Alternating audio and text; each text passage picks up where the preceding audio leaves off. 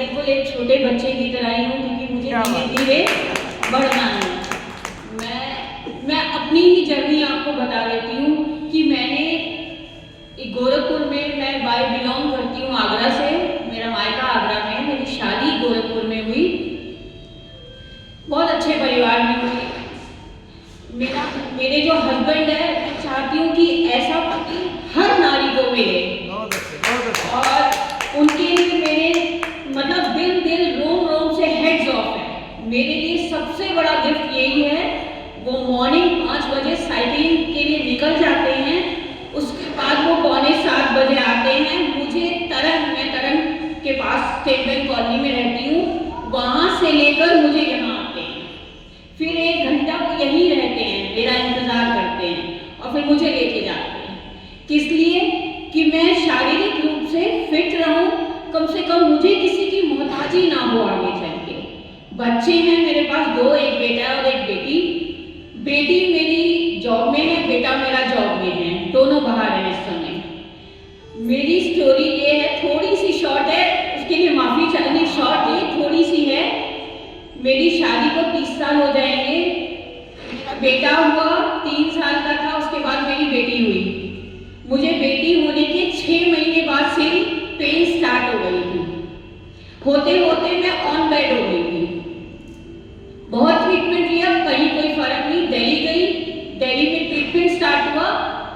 लेकिन मैं आपको ये बताना चाहती हूँ, औरत कभी हारती नहीं है, स्टेज आता है उसका भी, ऐसे हाथ हो जाना, बच्चे का कोई काम ना कर पाना, लेकिन आपका परिवार और जिससे आपकी शादी हुई है, अगर वो कंधे से कंधा मिला के आपके साथ चल रहा है, तो आप बड़ी से बड़ी भी कुछ भी जीत जाएंगी। वो मुझे हर पल प्रेरणा, एक बच्चे की तरह, एक माँ बाप की तरह मुझे गोदी में उठा के कॉमन रूम में लाते थे। रात भर में एक रजाई नहीं ऊपर ले पाती थी। उन्होंने मेरा इतना साथ दिया कि मुझे उस स्टेज से निकाल के वो मुझे आज मेरा बेटी 24 साल की और बेटा मेरा 28 साल का है, और मैं आज की स्टेज पे आ गई हूँ। और यहाँ की भी प्रेरणा, मैं श्वेता की शुक्रगुजार हूँ कि वहाँ भी मैं आने नहीं वाली थी गोपाल मंदिर में, लेकिन मेरे हस्बैंड कहते हैं अंजू एक बार चलो, तुम जाओगी।